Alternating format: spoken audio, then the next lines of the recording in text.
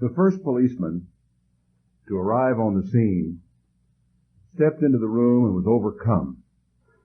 He couldn't handle what he saw, so he backed out and called for another policeman to come and for backup. What he found was 3 little children with their heads cut off, one completely, 2 partially, lying on the floor, murdered with a butcher knife. The horror of this crime is almost more than the mind can grasp. But I want to tell you what caught my attention when I returned from a trip and began to wade through the stories on the internet about this murder. The police had arrested 2 men by this time in the murder investigation, but they had no idea what the motive might have been. This brought my line of thought to a complete halt. I was reading along, I hit that, I stopped like I'd hit a stone wall. A motive? A motive is something like a need or a desire that causes a person to act. And right here, I think, is where we all make a fundamental mistake. Hours before, I'd been telling Allie what I thought about the Scott Peterson murder case. I said, the biggest problem I have, the one the prosecution will have with me, is motive. I have no idea what the prosecution has to offer in this case, but I've heard repeatedly in the media that his motive is somehow focused on one Amber Fry, a masseuse that he had met in the course, I guess, of her business. Now, I don't mean to put down Amber Fry, but did you see that lady before her makeover? I did. Now, after her makeover, she's not an unattractive lady, but I would have to think long and hard about the allegation that a man would even leave his wife and his unborn son, much less murder them, to run off with this lady. In fact, when I take my thoughts a step further than that, I have a hard time understanding how he could run off with any woman that he might have encountered. I mean, after all, I saw his pictures of his wife. I saw the videos of that lovely woman, and I read all the accounts of the kind of person she was. And I'm supposed to believe that Scott Peterson would run off and leave this woman and his family and his own unborn son that he knew was coming and that already named with any woman given Amber Fry. This fellow could have had all the affairs he wanted without killing anyone. There was no need for it. He could have walked away. He could have gotten a divorce. He could have fled off into Canada. He could have done who knows what. My thinking, though, was flawed. It was flawed in a very important way. There is a theme, a persistent theme in the Bible, found mainly in the Psalms, that turns everything we think we know about murder on its head. I want to start with the murder of Jesus, who is called the Christ. It was at the Last Supper, and Jesus was talking to his disciples, doing a little of what I can only call mind conditioning. He said, you'll find it in John chapter 15, verse 18. John 15, verse 18.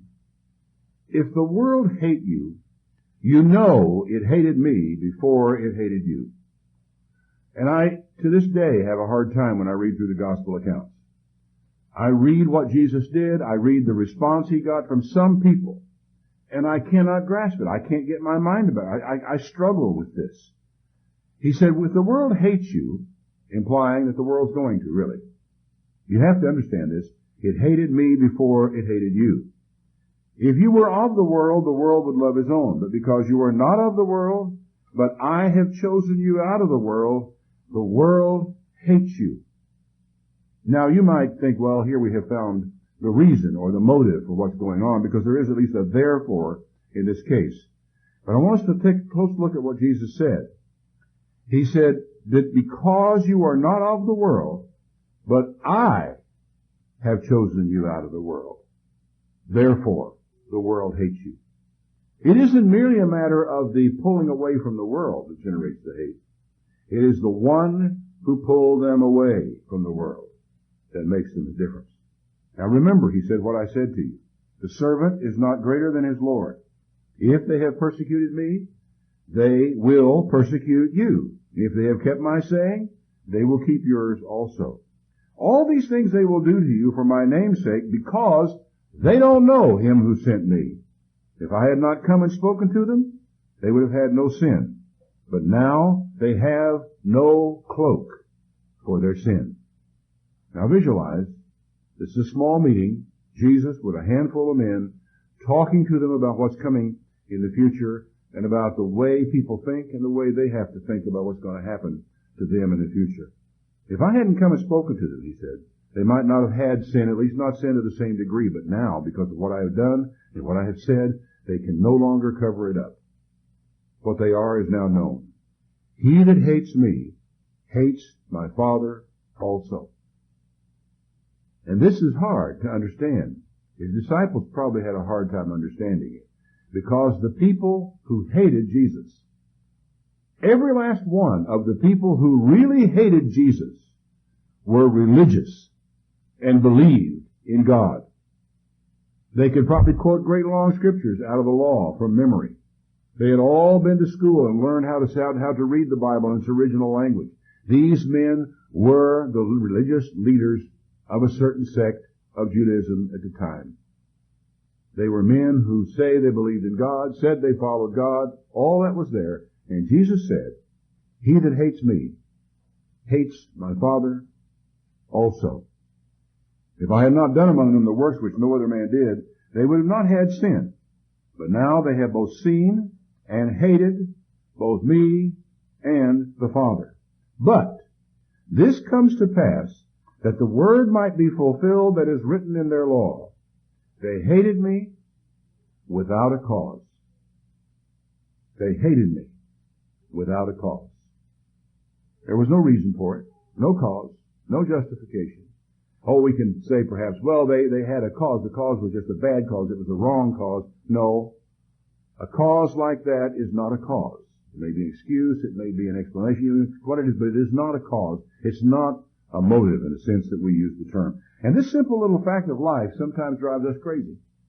We have a hard time dealing with the idea that people might do such wickedness and such evil without a cause, with no rational reason behind it at all. We think if someone hates us, well, maybe I did something to deserve the hatred. Or maybe it's a misunderstanding. Surely, I think, what I think looks like blind hatred isn't really blind. There's some cause here. It's an erroneous cause, but it's a cause, and if I can just clear up the cause, the hate will go away. No, I'm sorry. It won't. Because it is oftentimes hatred without a cause, and when there is no cause, there's nothing there for you to clear up. It is as simple as that. Some people foolishly look for a cause as to why the murderous acts of 9/11 took place. They think, well, there must be a reason. We have done something wrong. It's our foreign policy. Maybe it's our support of Israel. Maybe it's whatever they have as an idea. But no.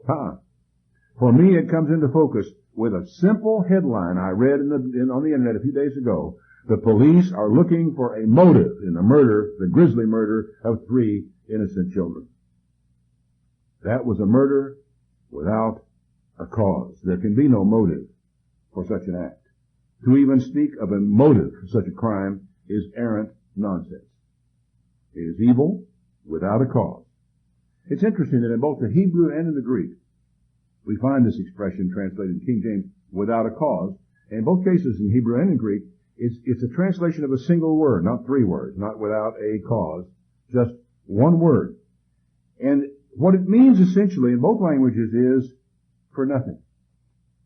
If these are the men that they've arrested who killed these poor children, they most likely did it for nothing. I've seen the pictures of Lacey Peterson, as I told you. I've seen the videos. I've heard what people who knew her said about her. I see all this stuff. Whoever killed Lacey Peterson did it for nothing. They did it without a cause. If indeed Scott Peterson killed his wife and son, he is an irredeemable monster, and he deserves to hang for what he did. Because that kind of crime and that kind of criminal mind is irredeemable. It's something we as Christian people don't like to believe is even possible. Everybody can be redeemed, surely we think, but surely not. If you have read the Bible, you will understand. If you really do read carefully and you read extensively, you will understand there is such a thing in human beings as irredeemable evil, incurable evil. And in the Bible, there is no cure offered except the destruction of those who are so afflicted. And this is where I made my mistake. There are people who kill without a cause. It happens every day in this country, and to look for reasons and causes for it is an exercise in futility.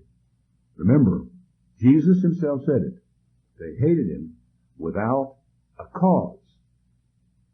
And you'll have to admit that it's hard, reading through the gospel accounts, to find any reason why anyone would ever hate Jesus. But Jesus said, this is written in their own law. Now, you won't find it in any of the books of the law in the Bible. It's not there. I think Jesus was generalizing. He basically meant it is written in their own book of the law. It's not in the books of the law that we call them. It's in the Psalms. Psalm 69 in particular. It's called a Psalm of David. King David was identified by Simon Peter as a prophet. David is also one who in his own person typified the anointed of God. In other words, the Christ. And so David writes of his own situation and wittingly or unwittingly lays down the predicate for what Jesus would have to endure. Place yourself now, if you would, we're going to read in the 69th Psalm, in two places at once. In David's tent and in the Garden of Gethsemane. Save me, O God, for the waters are come into my soul. I sink in deep mire where there is no standing. I am come into deep water where the floods overflow me. This is metaphor for being in deep trouble, the likes of which I can't handle. I am weary of my crying. My throat is dried. My eyes fail while I wait for my God. They that hate me without a cause are more than the hairs of my head. They that would destroy me, being my enemies wrongfully, are mighty. This prayer could just as well have been the prayer of Jesus in the Garden of Gethsemane in the night in which he was betrayed. Those very words, I am weary of crying. My throat is dry. My eyes are failing because of what's happening. And those who hate me without a cause are more than the hairs of my head. Then said David, I restored that which I took not away. Verse 5. O God, you know my foolishness. My sins are not hid from you. Let not them that wait on you, O Lord of hosts, be ashamed for my sake. Let not those that seek you be confounded because of me, O God of Israel. Now come back to Gethsemane. Because for your sake I have borne reproach. Shame has covered my face. I'm become a stranger to my brothers, an alien to my own mother's children. For the zeal of your house has eaten me up, and the reproaches of them that reproached you are fallen on me.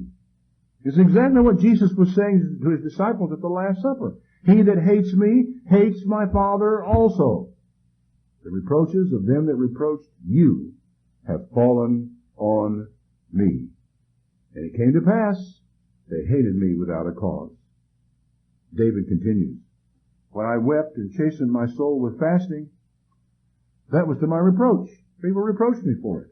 I made sackcloth my garment, and I became a proverb to them. They that sit in the gate spoke against me. I was the song of drunkards. You can imagine how that would be. That people would make fun of him. People would cast jokes about him. He'd be in every comedy club around that people would think that's the funniest thing they ever heard. And Jesus said of his generation, Matthew 11, verse 16, whereunto shall I liken this generation? It's like children sitting in the market, calling to their fellows and saying, we've piped and you haven't danced. We've mourned. You don't lament. John came either eating or drinking, and they say, he's got a demon. The Son of Man came eating and drinking, and they say, behold, a gluttonous man and a winebibber, a friend of publicans and sinners. But wisdom is justified of her children.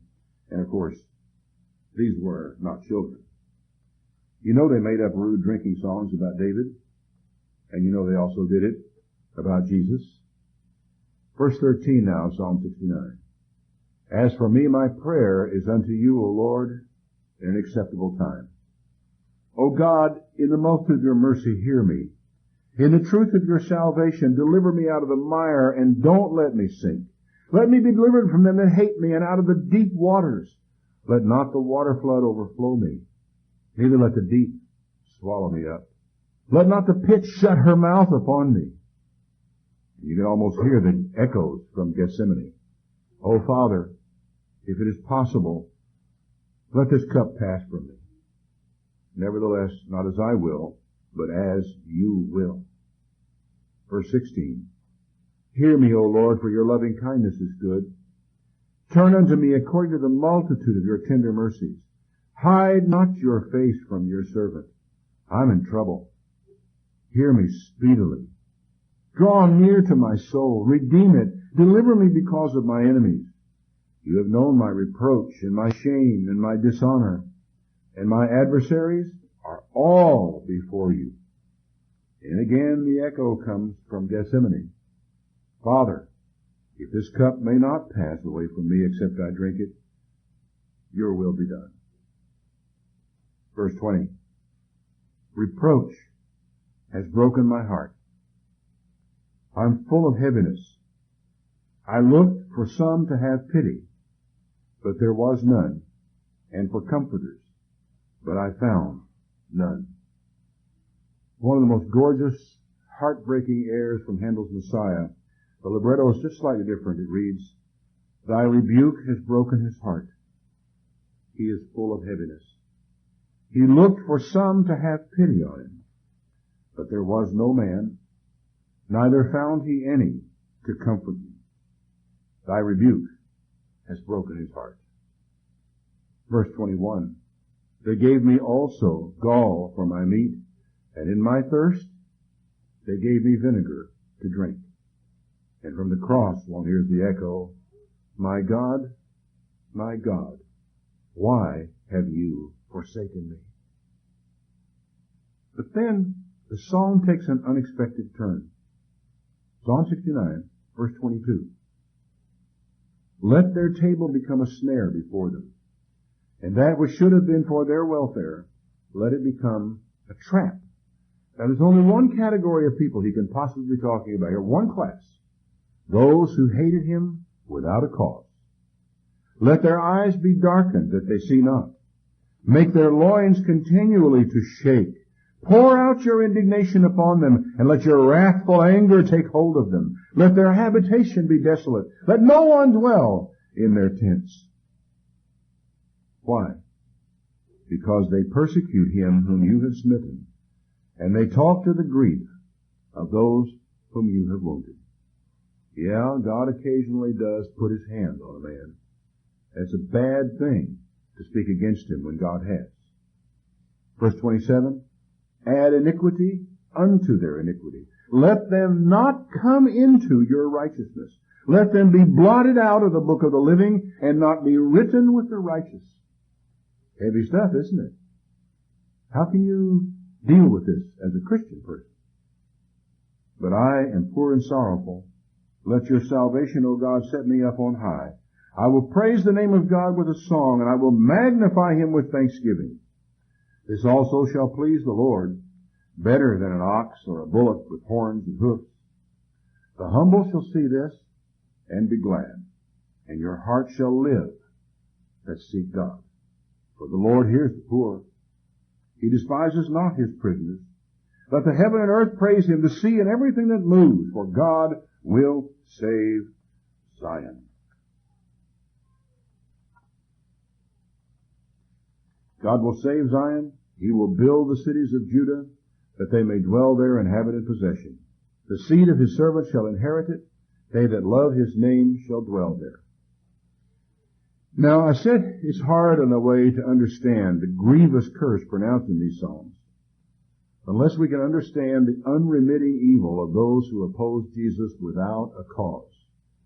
Mind you, we're not talking about people who were sinning through weakness. We're not talking about the poor woman taken in adultery or the poor sap that was grabbed with her and let go. We're not talking about these people. We're talking about people who hated Jesus without a cause. People whom Jesus said, they hate me, they hate the Father also. And don't be amazed, they're going to hate you too. They're going to hate you because I have appointed you. Not merely because you go out of the world and live in a monastery. They don't care about that. They're going to hate you because I have called you out of the world. Those people who hated Jesus without a cause, those people who hated him without a cause, and destroyed him without a cause, are the ones spoken of in this psalm. And it does readily appear that God has slammed the door on these people permanently. When Jesus said, Father, forgive them, for they know not what they do, he was not talking about the people who were described above in the psalm I'm just reading to you. He's talking about Roman soldiers who didn't know what they were doing. The people he talks about in the psalm and the verses I just read to you above, all those men knew precisely what they were doing. And at last, I come to understand something that Jesus said on another occasion. Something that for years and years in my life has kind of gone by me. I accept it. It's not a problem in a way, but I have not really grasped it, and now I think I do. Many of us know what it's like to be hated. One time or another, probably most of us do in our lifetime. We know what it's like to be hated no matter what we do. We can bless, we can give, we can love. What do we get back? Hatred. It doesn't go away. It's not cured. There's absolutely no remedy for it, it seems, in our lives. And as I say, most of us have experienced this at one time or another, in one way or another in our life. What we may not realize is how easy it is to become the hater, not the hater, the hated. We may not realize that, and here's what Jesus had to say that I now feel I better understand. Matthew 5:21. Sermon on the Mount, basic Christianity. You have heard that it was said by them of old time, you shall not kill, and whoever shall kill shall be in danger of the judgment. But I say unto you that whoever is angry with his brother without a cause shall be in danger of the judgment. This goes right along with the saying, that it says, of old time they shall not commit adultery. I say unto you, you look at a woman with lust upon her in your heart, you've committed adultery with her already in your heart. What he is saying here is if you hate your brother without a cause, you have already killed him in your heart. Then you have the heart of a murderer. There's that little phrase again. Without a cause. I used to wonder about that verse. I used to wonder to myself, I said, how could I possibly be angry without a cause? I've never been angry without a cause in my life. I always am angry. I say, I'm angry about that. And I can put my finger on what it is that I'm angry about. And it finally dawned on me that what Jesus is talking about here is unremitting hatred. It is the continual hatred that we people have, where they no longer have a cause for which they are angry. There's nothing there that can be remedied that the person can do. There's no way of making a resolution out of this. The anger is permanent and without a cause. There's a lot of conversation in our society about what we like to call hate crime. And I'll have to confess, there are certain things about hate crime laws that I don't get it. Why I don't understand, for example, why we should punish a man for a hate murder more severely than we punish a man who kills for money. I don't get it. There may be some distinction that we can make there. I think both of them should be hanged, so it's really very hard to make a distinction between the two of them.